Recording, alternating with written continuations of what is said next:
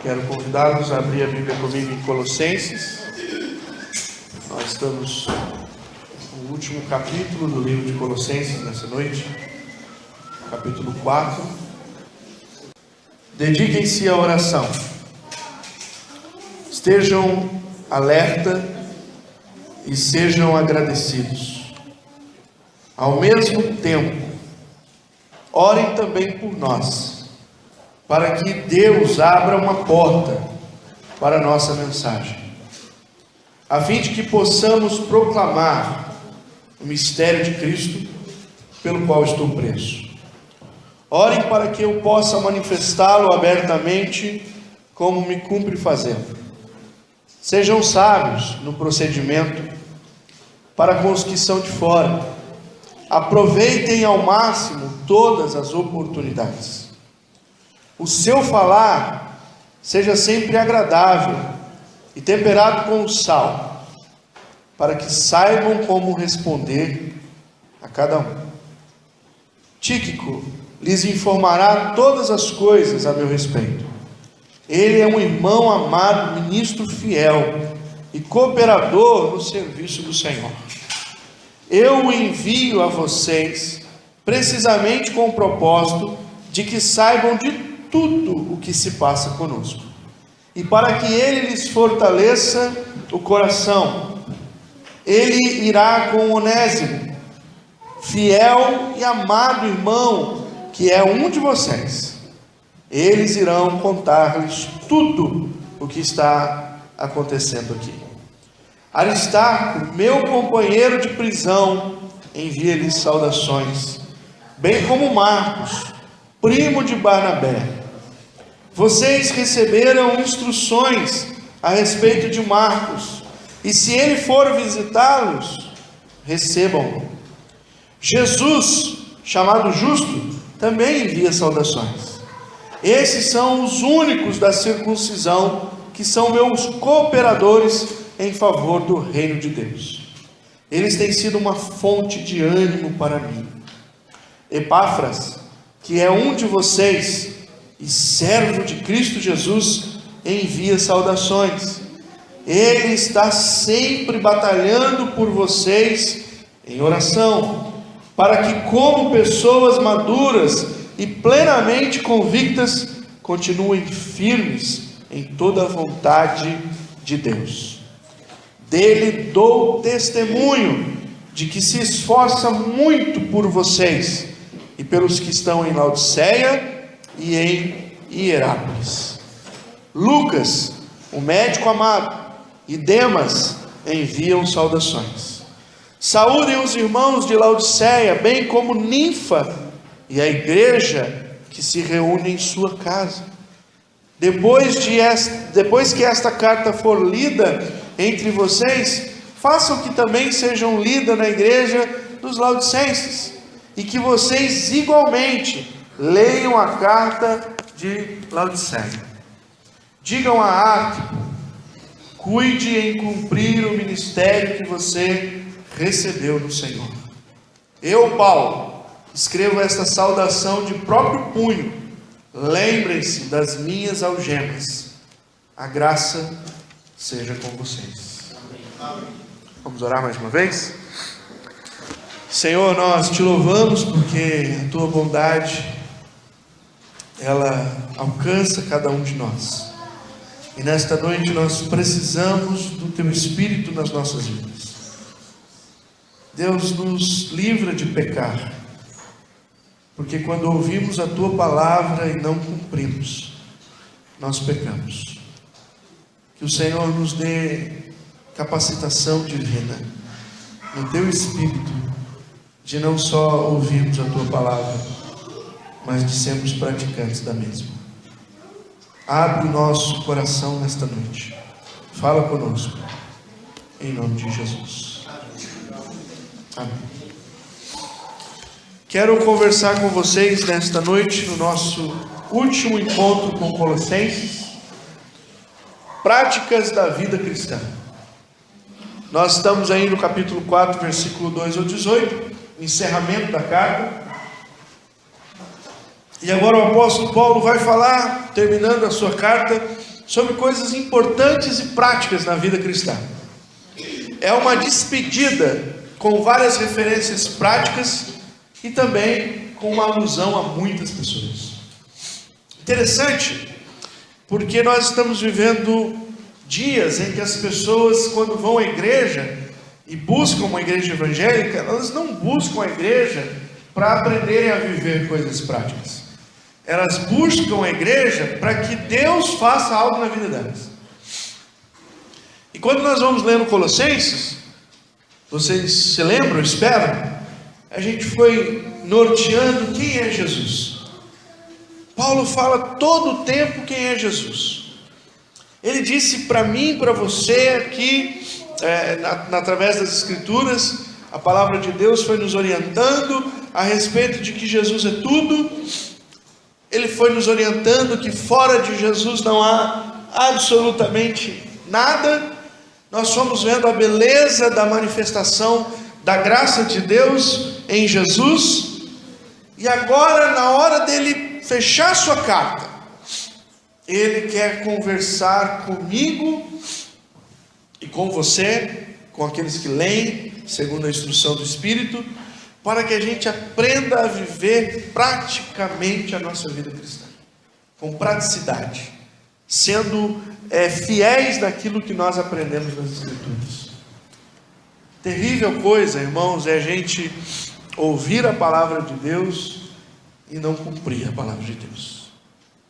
Terrível ainda mais é ouvirmos a palavra de Deus e queremos distorcer a palavra para que então ela se amolde aquilo que eu quero e não aquilo que ela quer. E o apóstolo Paulo aqui, ele vem falar para nós coisas importantes nessa noite. E eu queria que você compreendesse 3 destas coisas. Primeiro, a importância da oração e, no caso aqui, a importância da intercessão. Nós temos 3 versículos falando sobre a oração, ou melhor, 4. O versículo 2, o versículo 3, o versículo 4 e depois o versículo 12. E as ações que Paulo pede para mim e para você aqui na prática da oração. Primeiro, dediquem-se à oração. É preciso reservar um tempo para estar com Deus. Você nunca vai se dedicar a alguma coisa que não tem tempo na sua agenda. Você não vai conseguir se dedicar a uma coisa que você não tem prazer em fazer. Você não vai conseguir se dedicar a alguma coisa se você não colocar aquilo ali como um alvo todo dia. Por que quem aqui trabalha fora? Deixa eu ver. Por que você não foi mandado embora ainda? Sabe por quê? Porque você se dedica. Se você não for um funcionário dedicado, o que vai acontecer com você? Simples assim. Então qual é a sua dedicação? Eu não sei qual é o horário que você entra na sua empresa, mas se você tem que entrar lá às 7 horas na empresa, e você chega lá 8 horas da manhã na frente do chefe, chefe, o que seu chefe te faz? Bom dia, querido, que bom te ver essa manhã ensolarada, magnífica. É assim? Ele já vai estar de cara feia. Ele vai dar uma olhada no relógio para ver se ele não está enganado. E ele vai cobrar você. Ele vai cobrar a sua dedicação. Se você não entra no horário, você está dizendo para ele que você não está se dedicando àquilo. Você está fazendo aquilo como uma coisa a mais na sua vida. Não há dedicação.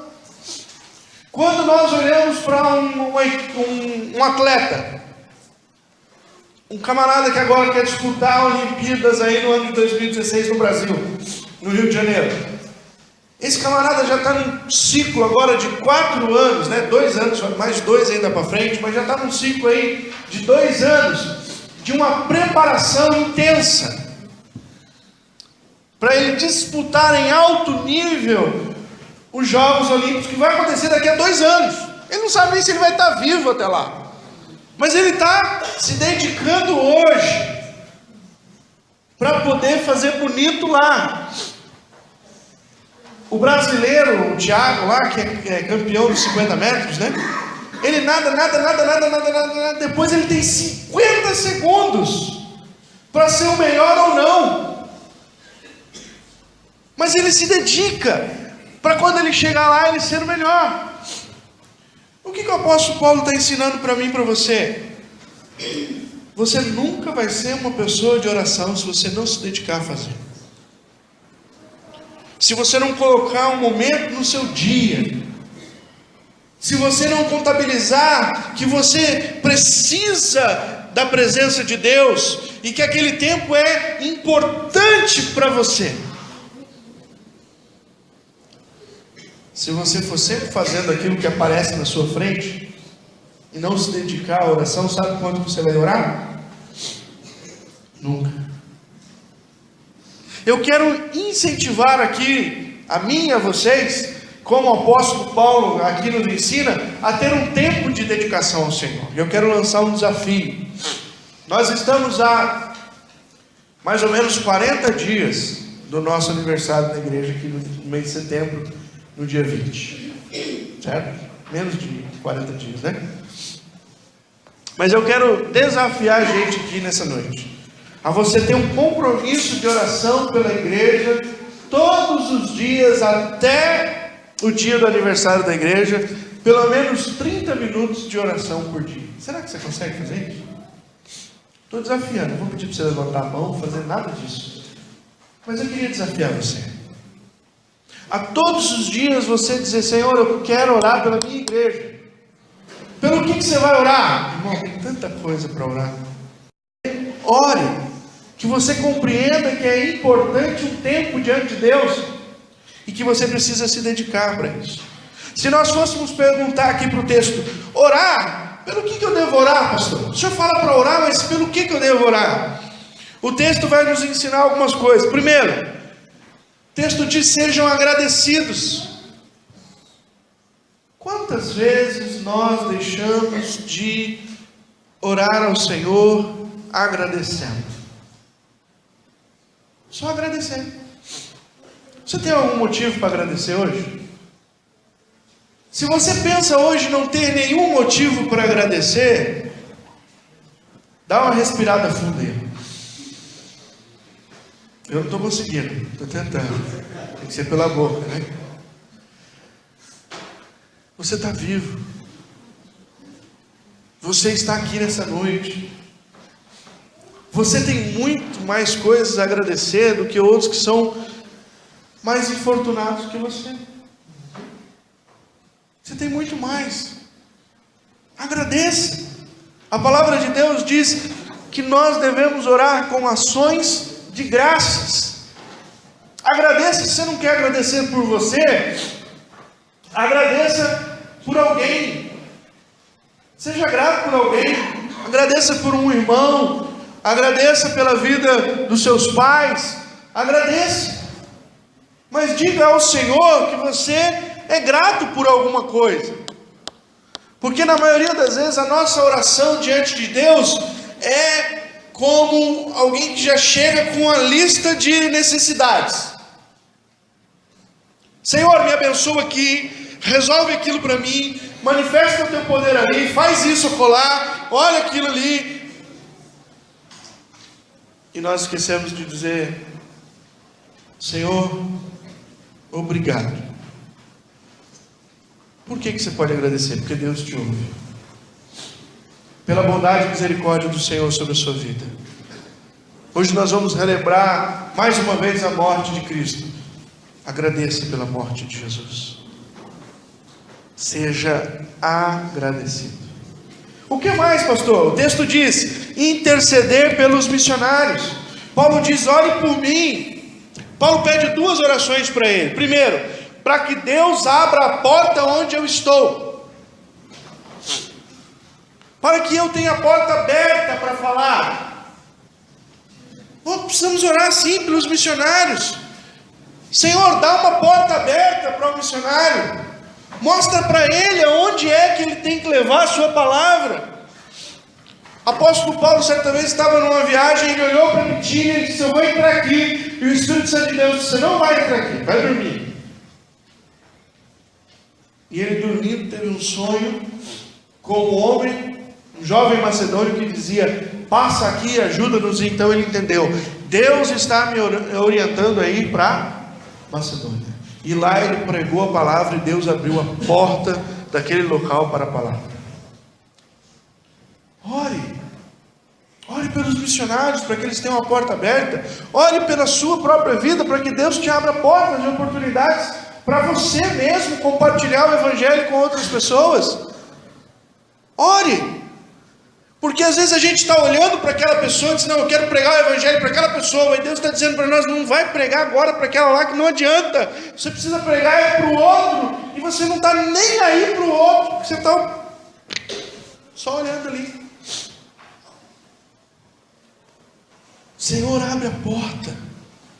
Aonde é que o evangelho tem que ser anunciado? Mostra para os evangelistas e para os missionários. Outra coisa que que Paulo pede, pelo próprio missionário. Paulo fala das suas necessidades. Ore por mim. Você tem orado pelas necessidades espirituais? A vida espiritual, as necessidades físicas, para o missionário? Orar para que ele dependa de Deus, pelos líderes da igreja, pela vida do seu pastor, pela vida dos líderes da sua igreja. Você tem orado por isso? Senhor, usa de misericórdia, estende a sua mão, faz a obra na vida dele, sustenta o Senhor naquilo que ele tem dificuldade. Muitas vezes, irmãos, os missionários, eles voltam no campo missionário por causa da pressão que eles sofrem lá. E nós precisamos orar por eles, para que eles suportem a pressão de estar em outro país, vivendo longe da família, tendo dificuldades, algumas vezes financeiras. Ore pelos missionários, por vida pessoal de cada um deles. Interceder, pastor, orar por quê? Ore pelos seus irmãos. Dá uma olhada para o seu irmão aí do lado. Olhou? Pergunta para ele assim: você quer que eu ore por você? A resposta vai ser sim. Sim. Ninguém é bobo de dizer: não quero, está cheio de oração já, valeu.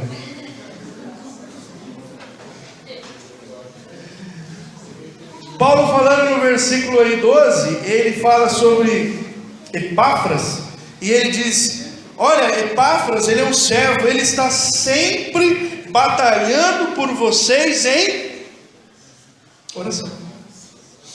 E o que ele está orando? Qual é a oração de Epáfras pelos seus irmãos na igreja? Para que eles tenham uma vida plena de riquezas neste mundo. É isso?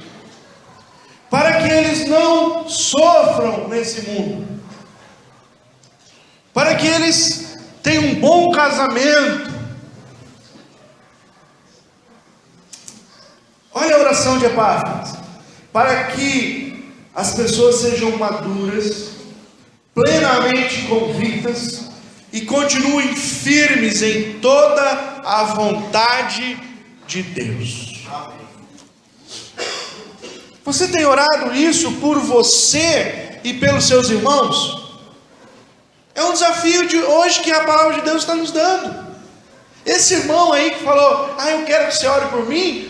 Ore por ele, mas ore por isso. Ore para que ele seja um cristão maduro, para que ele saiba identificar as crises dele, superar, ter maturidade em Deus, maturidade na palavra. Ore por isso. Irmãos, está cheio de pessoas que vêm à igreja e depois eles vão embora, eles somem, depois eles ficam longe porque eles não são maduros. Eles são crianças espirituais. Criança espiritual faz birra espiritual. E nós precisamos orar para que as pessoas sejam maduras na fé, no trato uns com os outros, no relacionamento que eles têm. Precisamos orar para que eles permaneçam convictos. Nós precisamos orar pela fé uns dos outros. Eu preciso olhar para a vida do meu irmão e orar para ele: Senhor, dá convicção de fé no coração do meu irmão, que ele jamais seja abalado, que a fé dele seja em todo o tempo uma fé firme. Algumas pessoas têm a sua fé abalada e desanimam, desistem, vão embora da presença de Deus, se deixam levar pelos prazeres do mundo, pelas coisas que Satanás coloca à sua frente, pelas ofertas. E muitas vezes isso acontece porque a igreja não está orando. Lembra a frase que eu disse aqui no começo, quando nós oramos pelo Iraque? Se nós entendêssemos o poder que tem nossas orações, nós nos colocaríamos de joelhos centenas de vezes ao dia. A grande crise da oração é porque nós não cremos que a nossa oração sirva para alguma coisa. Eu já disse aqui que muitas vezes que um ímpio lá fora acredita mais na nossa oração do que a gente. Por isso que quando ele encontra um crente, ele diz: pô, pede lá na tua igreja para orar por mim. Ele não vem à igreja, ele não quer nem saber de ler a Bíblia, ele não quer nem saber de ouvir de Jesus, mas o bicho pegou na casa dele, ele vai na casa do crente e diz: faz favor, pede lá na tua igreja para orar por mim. A nossa oração, irmãos, é uma oração que tem poder não por nós, mas porque nós sabemos, pela graça de Deus, que nós somos ouvidos pelo Pai. Nós podemos entrar pelo novo e vivo caminho. Pela graça de Deus não há impedimento nas nossas orações. E nós precisamos usar disso para orar mais uns pelos outros. Ore para que os seus irmãos sejam maduros, ore para que eles fiquem firmes na fé, e ore para que eles fiquem firmes na vontade de Deus para a vida deles. Irmãos, tem tanta gente fugindo de Deus, dentro da igreja e fugindo de Deus, não quer fazer nada para o Senhor, esconde aquilo que Deus tem pedido para ele, senta em cima dos dons e dos talentos, não faz nada. Sabe por quê? Porque ele está perdidinho, ele não sabe qual é a vontade de Deus para a vida dele, ou às vezes sabe qual é a vontade de Deus para a vida dele, mas não tem coragem de viver a vontade de Deus. Nós precisamos orar uns pelos outros, para que se cumpra a vontade de Deus na vida uns dos outros. É por isso que nós precisamos orar. E muitas vezes, irmãos, a nossa oração, não desprezando a nossa oração uns pelos outros, mas a nossa oração uns pelos outros, ela é só identificada pontualmente. Eu vou orar pelo irmão porque ele está na faculdade, agora ele pediu oração porque ele vai ter problema na faculdade, eu preciso orar por ele. Eu vou orar pelo irmão porque ele está comprando uma casa nova agora e ele vai ter que pagar a casa que ele comprou. Eu vou orar pelo irmão porque ele pediu que ele não aguenta mais esse tipo de problema, então ele pediu oração por mim, eu vou orar por isso, por ele. Eu vou orar pelo irmão porque ele está passando por um momento de enfermidade e nós vamos orar por isso. Gente, amém, tudo isso amém, tem que se orar. Mas olha, esse exemplo de oração não tem nada ligado a bem físico e a bem material, mas são todos bens espirituais, amadurecimento na fé, firmeza na fé e compreensão da vontade de Deus. Ore por isso, pela sua vida e pela vida do teu irmão, para que nós possamos então ser um povo de Deus maduro, fincados na fé em Jesus e firmes no conhecimento da sua vontade para as nossas vidas. Amém? Então Paulo começa a despedir aqui dos irmãos em Colossenses, dizendo para eles: entendam a importância da oração. A intercessão da igreja é fundamental para o avanço do reino e para o avanço da própria igreja. Ore. Sinta-se desafiado a orar durante esse período, até o aniversário da igreja. 30 minutos por dia. Ponha isso como um alvo na tua vida. E se você puder, acrescente ao jejum na sua vida. A jejuar pela igreja, pelas pessoas da igreja, por situações importantes para a igreja. Mas que seja esse tipo de oração, uma oração espiritual, uma oração motivada às coisas espirituais, para a glória do nosso Senhor Jesus. Segunda coisa, irmãos, Paulo vai dizer para nós. Primeiro, a importância da oração. Segundo, a necessidade da evangelização. Capítulo 4, versículos 5 e 6, Paulo vai tratar sobre isso. Ele vai tratar sobre isso de duas maneiras. Primeiro, ele vai dizer: sejam sábios no procedimento para com os de fora. O que é isso? Você se relaciona com pessoas não cristãs, certo? Deus quer que você seja sábio nesse relacionamento com elas. E sabedoria para quê?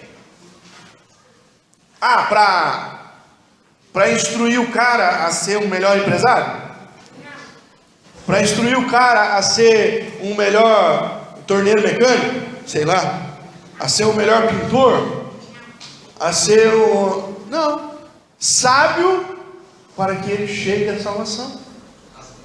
A palavra de Deus em Provérbios diz que sábio é quem ganha almas.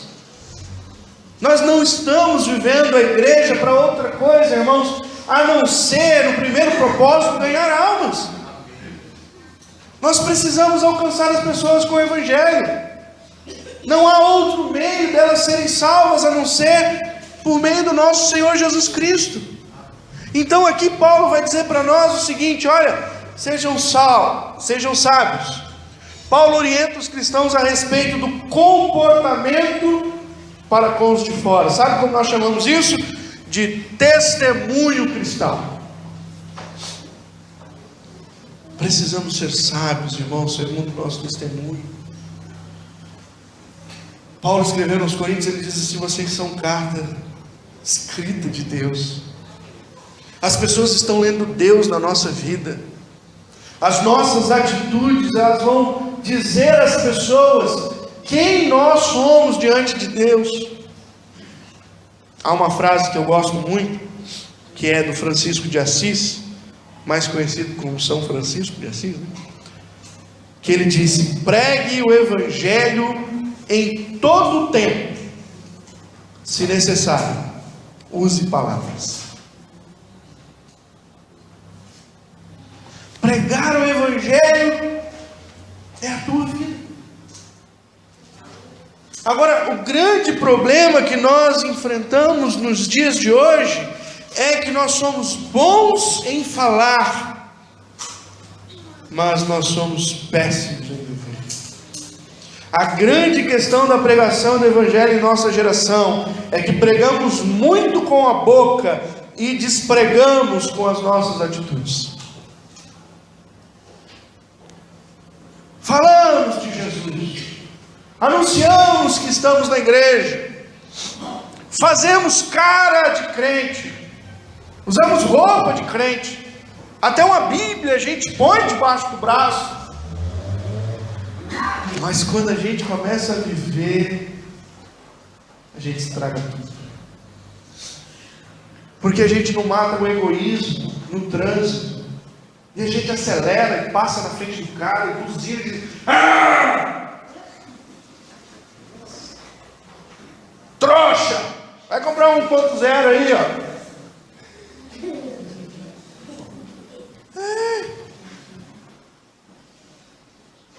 Tá lá a velhinha querendo atravessar na faixa de pedestre, você vem: oh, presta atenção! Tô com pressa! Vai fazer compra no supermercado, não fala bom dia para a caixa. Se a caixa é lerda, reclama. Oh, menininha lerda, deve estar começando a trabalhar agora.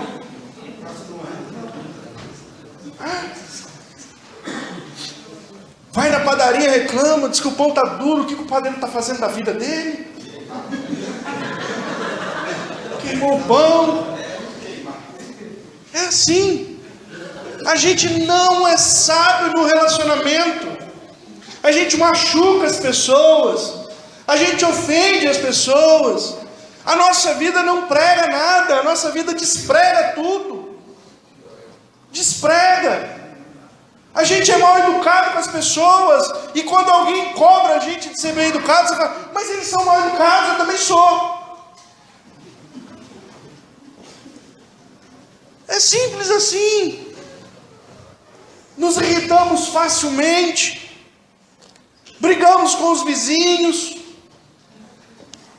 Varremos a frente da casa e deixamos na porta do vizinho.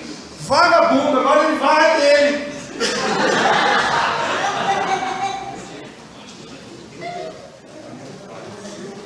Não é? Eu já falei aqui uma vez que na Coreia do Sul um grupo de jovens estavam com vontade de pregar o evangelho, eles não sabiam como, e eles foram orar e Deus deu uma orientação para eles do seguinte: vocês não fazem nada durante o dia, vão à feira e ajudem as pessoas na feira. E eles foram à feira com as camisetinhas bem bonitinhas, chegaram na feira, e quando tinham lá uma senhora, uma mulher que estava lá com a sacola, levando, eles chegavam do lado e diziam: desculpa, eu posso ajudar?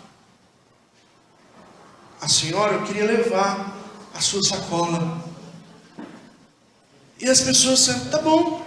E deixavam, e aquele jovem levava, às vezes até a casa da pessoa, entregava lá, e muitas velhinhas vinham com dinheirinho, diziam: muito obrigado, meu filho. E eles diziam: eu não quero dinheiro da senhora. Eu fiz isso para ter a oportunidade de dizer para a senhora o quanto Jesus te ama. Ele mudou a minha vida. Nós pregamos com a boca e desmanchamos com os nossos atos. Sejam sábios. Andem de maneira sábia. O sábio é aquele que ganha a alma. Outra coisa que Paulo diz aí sobre a necessidade da evangelização, ele fala sobre falar. O seu falar seja sempre agradável e sábio. Por que sábio? Para que saibam como responder a cada um. Você precisa saber a como responder a cada um. Por que falamos pouco do que é mais necessário? Uma pergunta. O que vocês acham? Por que falamos pouco do que é mais necessário e muito do que é desnecessário? É assim que nós usamos a nossa boca. Aquilo que é importante falar, a gente fala pouco. E aquilo que não é importante, meu amigo, deita a língua. Com gosto. Como diz o mineiro, com força. Jesus disse que a boca fala do que cheio está. Suas palavras vão sempre evidenciar o seu caráter. Sempre. As suas palavras vão evidenciar o seu caráter. Ninguém consegue esconder o caráter de boca aberta. Paulo escreveu a Timóteo, 2 Timóteo capítulo 4, versículo 2. Pregue a palavra. Em todo o tempo, pregue a palavra. Do que é necessário falarmos?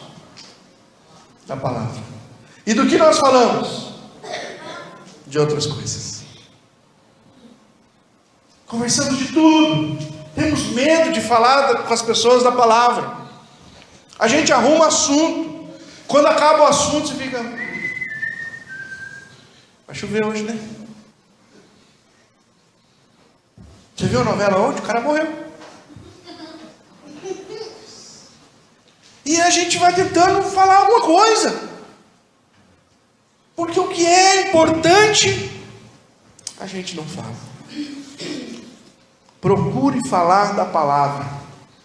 Mas para você falar da palavra, você precisa estar cheio dela. A boca fala do que cheio está no teu coração. Quanto da palavra de Deus tem na tua vida? Quanto tempo você gasta lendo as Escrituras? Qual é a tua fome e sede da palavra? Nós não vamos poder dar a palavra se ela não estiver nos nossos corações. Práticas da vida cristã. Paulo é claro, a importância da oração, a necessidade da evangelização e por último, sabe o que é importante nessa prática? A dedicação com o reino de Deus, que nós podemos chamar aqui de compromisso. Compromisso. O apóstolo Paulo, do versículo 7 até o versículo 17, nos últimos versículos dessa carta, são um relatório que o apóstolo Paulo faz à igreja, e ele começa a citar pessoas que trabalham com ele em favor do reino de Deus. Ele está citando para que a igreja tenha exemplos. Exemplos de quê? De pessoas compromissadas com Deus. E o que deve ser a nossa vida? Pessoas compromissadas com Deus. Vamos citar aqui rapidamente o que ele quis dizer. Primeiro, ele cita Tíquico. O que ele fala de Tíquico? Ele é um irmão amado, ministro fiel e cooperador. E ele vai informar a vocês todas as coisas. O que nós descobrimos nas entrelinhas a respeito dessa pessoa? Primeiro, ele se importou com o apóstolo Paulo e foi ver Paulo na cadeia. Ele foi lá. Ele não pediu para ninguém ir. Ele não ficou sentado dizendo: eu acho que o pastor vai. Se o pastor não for, o presbítero acho que vai. Se o outro presbítero não for, o outro vai. Alguém vai. Alguém vai. Muitas vezes na igreja a gente toma essa atitude. Tem um irmão doente, quem vai visitar? Liga para o pastor tem que ir. É obrigação dele. Se ele não puder ir, que ele nomeie alguém. Tíquico é um irmão amado. Ele amava Paulo. E ele foi lá para ver como Paulo estava. E aí ele tinha então o que dizer para as pessoas. Ele se importou com Paulo, foi ver, e depois ele se tornou disponível para voltar à igreja e contar às pessoas a respeito do apóstolo Paulo e animar a fé dos irmãos. Estava todo mundo borocochô. Paulo está preso agora. Ó céus, ó vida, ó azar. Que será da igreja? O apóstolo Paulo está preso. Paulo disse: vai lá, anima o coração dos irmãos. E ele o fez. Paulo cita Onésimo, e ele diz que Onésimo é fiel e amado irmão. Sabe quem é Onésimo?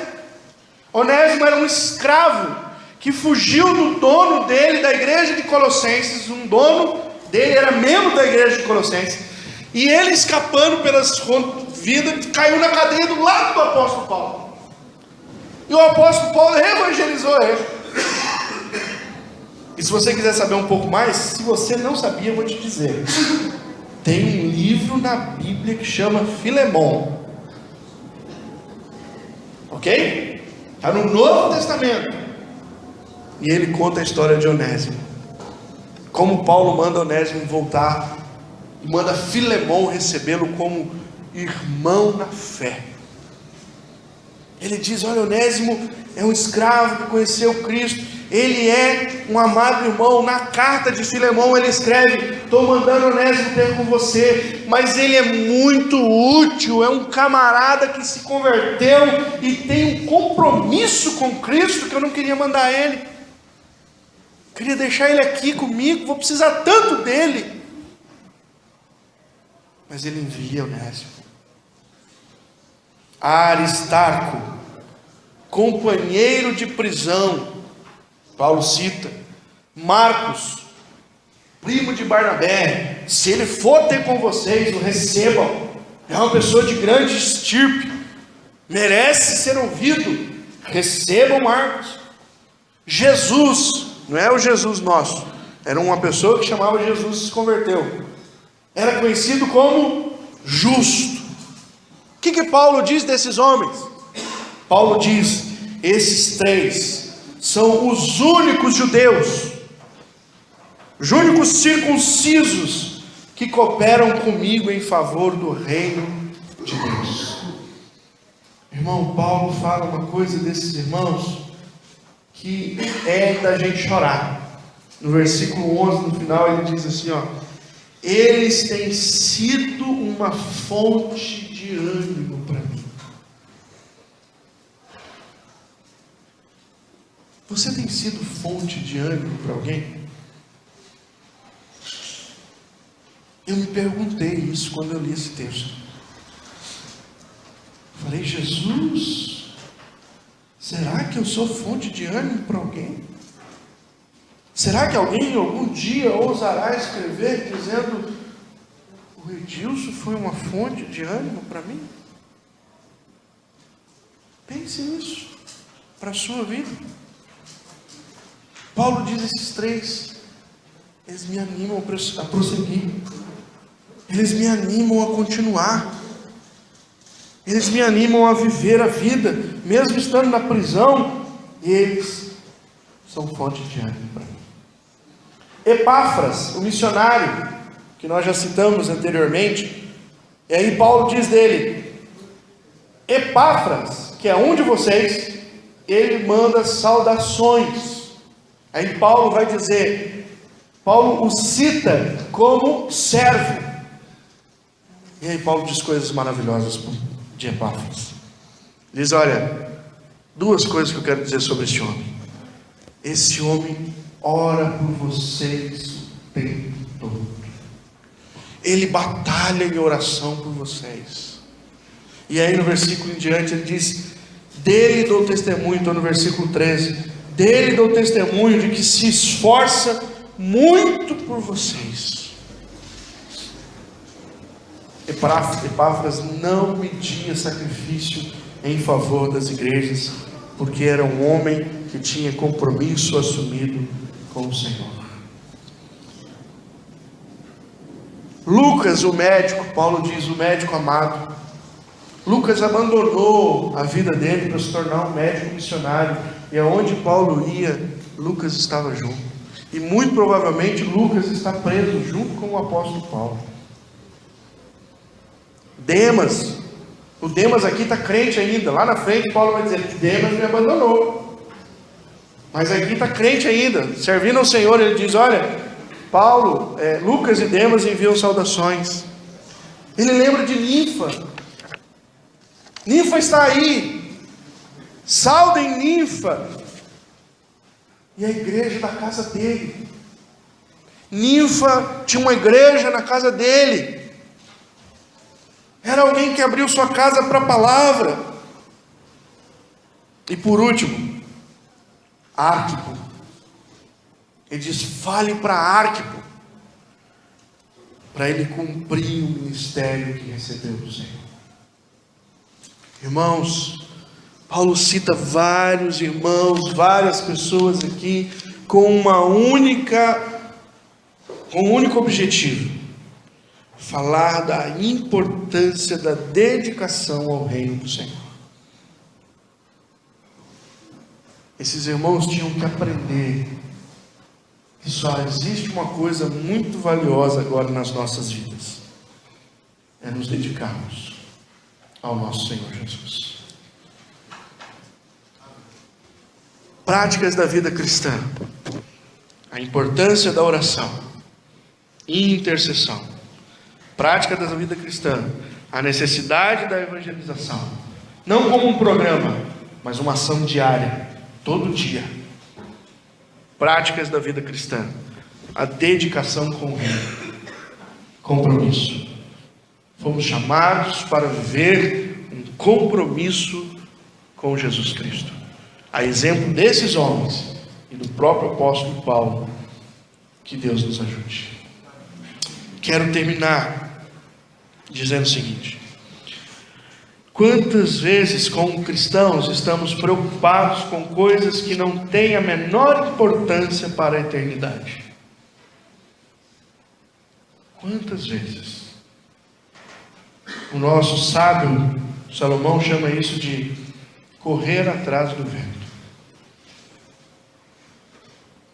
Gastamos energia, ficamos irritados, perdemos a vida, a paz. Nós estamos preocupados.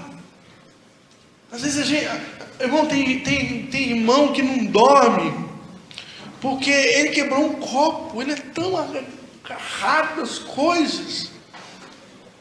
Ele quebra um copo e fica a noite inteira na cama. Ai, o copo, ai, o copo. Se preocupa com coisas bestas. O time dele perde, ele não vai no culto. Perdeu. Não vai no culto. Pior que perder, que empatou com o Palmeiras. Pior. Não vai mesmo. Se preocupa com isso, perde a paz. Fica intranquilo. Às vezes a gente é que nem tolo, tem coisa que a gente não consegue resolver, e a gente fica perdendo a vida para resolver aquilo, e quando resolve, se resolve, diz: nossa, que bobagem, que bobagem, como perdi tempo na vida. Nos viciamos facilmente em coisas de bobagem. Vicia no celularzinho, no telefonezinho, no Candy Crush, no Facebook, no WhatsApp. Fica horas na vida dele ali, se preocupando com coisas que é correr atrás do vento. E esquecemos de coisas tão práticas que Deus quer que a gente faça. E escute aqui: tem um valor eterno. Não é um valor passageiro, mas é um valor eterno. Quando você está orando, irmão, o valor da tua oração é eterna. A Bíblia diz que elas serão juntadas numa grande taça, que um dia Deus vai derramar sobre a terra. Quando você está falando de Jesus para uma pessoa, isso tem valor eterno, porque se ela aceitar a Cristo, eternamente ela viverá com Cristo nos céus. E se ela desprezar a Cristo, eternamente viverá no inferno. Se você tem um compromisso com Deus e com o seu reino, o valor das coisas no reino são eternas. Elas não são transitórias. Elas ficam para a glória de Deus. E quiçá, quem sabe, quando você chegar lá em cima, tem coroinhas, diademas, que o Senhor vai entregar para você, dizendo: servo bom e fiel, estão aqui os seus dons, seu pagamento. Tudo que nós fazemos para o Senhor é eterno. Tudo que nós fazemos que não é para o Senhor é passageiro. Não tem o mesmo valor. Pense nisso, irmãos. Final da carta de Colossenses. nos chama a práticas da vida cristã. Que o Senhor nos ajude a vivê-las. Amém? Vamos orar?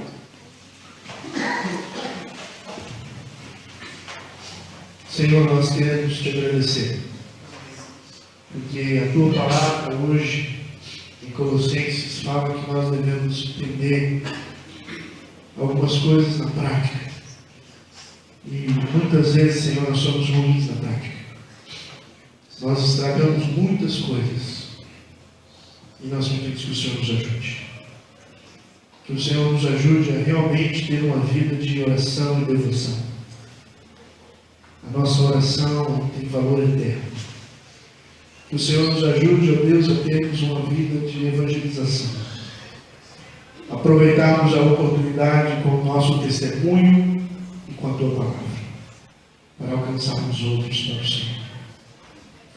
Que o Senhor nos ajude, ó Deus, a termos compromisso com o teu reino. Nada pode ser mais importante do que o teu reino nas nossas vidas. Senhor, ajuda-nos. É o que oramos. Em nome de Jesus. Amém?